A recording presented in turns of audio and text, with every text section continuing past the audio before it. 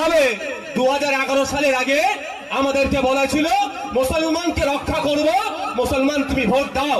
আর vote দিয়ে বিগত দিনে অনেক ঘটনা ঘটে গিয়েছে। গতকালকে কলকাতার বেহালাতে একটি মুসলিম মহিলা বোরকা পরে গিয়েছিল, ওখানে দাঁড়িয়ে এক অর্ধলোক, এক ভদ্রলোক বলতে বাধ্য হচ্ছি, রাজনীতি করছি না, নাহলে তো অন্য কিছু বলতাম। সে অর্ধলঙ্গ, সে বলছে এটা হিন্দুস্তান, এখানে বোরকা পরা যাবে না, এখানে তুমি বোরকা খুলে আসো।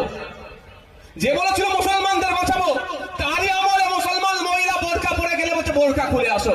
সংবিধানের 25 নম্বর ধারাটা খুলে দেখা নিন।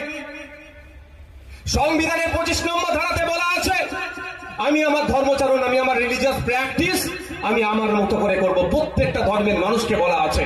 তো রিলিজিয়াস প্র্যাকটিসের মধ্যে অবশ্যই বোরকাটা ইনক্লুড আছে, ধরেছে সংবিধানের গণ্ডির মধ্যে আছে, কিন্তু তাকে বলা হচ্ছে যে তুমি বোরকা খুলে আসো, এটা হিন্দুস্তান।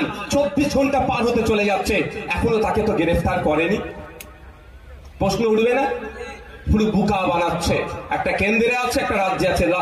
কেন্দ্রের বললে খুব মজা লাগে শুনতে, আর রাজ্যের বললে অনেকের বুক ফাটে। কেন বলো তো? এটা খারাপ জিনিস। অন্যায় অন্যায়, আমি অন্যায় করলে আমারও বিরুদ্ধে আপনাকে বলবেন। যাক, সে প্রসঙ্গে যাচ্ছি না, ফিরে আসি। তো যখনই আমরা কথা বারবার বলছি যে আপনি বলেছিলেন হিন্দুকে রক্ষা করব, আর আপনার আমলে আমার হিন্দু ভাই কেন খুন হয়েছে, আপনাকে জবাব দিতে হবে। এবং এই খুন হয়ে যাওয়ার পিছনে কোন গাদ্দার গুলো আছে, যেই গাদ্দার গুলো ওই জঙ্গি গুলোকে আমার দেশে আসতে সহযোগিতা করলো, আমার হিন্দু ভাইদের খুন করতে সহযোগিতা করলো, সেই গাদ্দার গুলোকে খুঁজে বার করতে হবে, ফাঁসিতে ঝোলাতে হবে। আজকে আমাদের